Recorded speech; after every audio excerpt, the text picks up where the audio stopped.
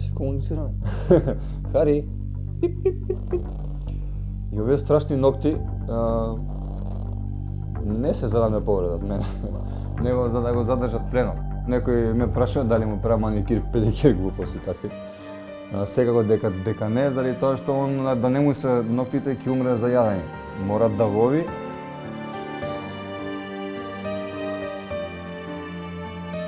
Буквално како мало дете, каде сум јас, таму сака да и он размазен е многу, не сака да сум никаде освен до него. Тоа е нешто чудо. Буквално сме многу приврзани и знае често пати да не го повикам, он да дојде.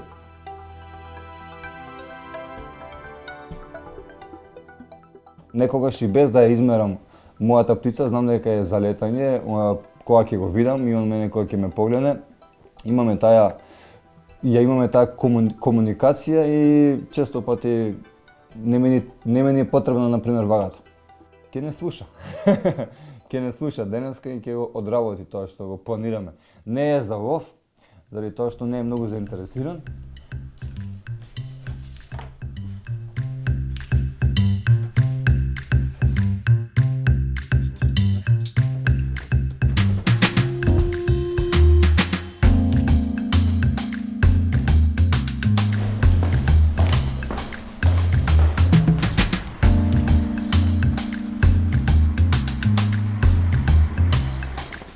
Хари!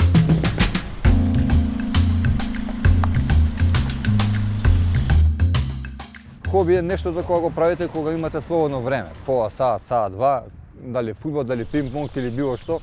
Но соколарството мора да му се посветите целосно, мислам, целиот живот да му го посветите на една птица, да го посветите буквално целиот ваш живот, целото слободно време, поготово кога птицата е во фаза на тренинг, на дресура. И не е тоа само како хир, онака, ти се свиѓа птицата, па сакаш, па земи ја дома, врзи ја, чувај. Не, соколарството треба летање, треба лов, секој ден. Тоа е макотрпна, тоа е ѓаволски тешка работа, не е баш лесно да се стане соколар. Треба дневно, најмалце по 5 сати да сте со својата птица.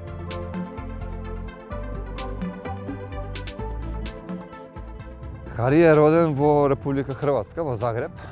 Он е Хрват, неговата женска ќе биде Србинка. Се надевам дека ќе има деца во Македонија. Он сега догледа куче и затоа и вака секогаш реагира кога ќе види куче што не го познава.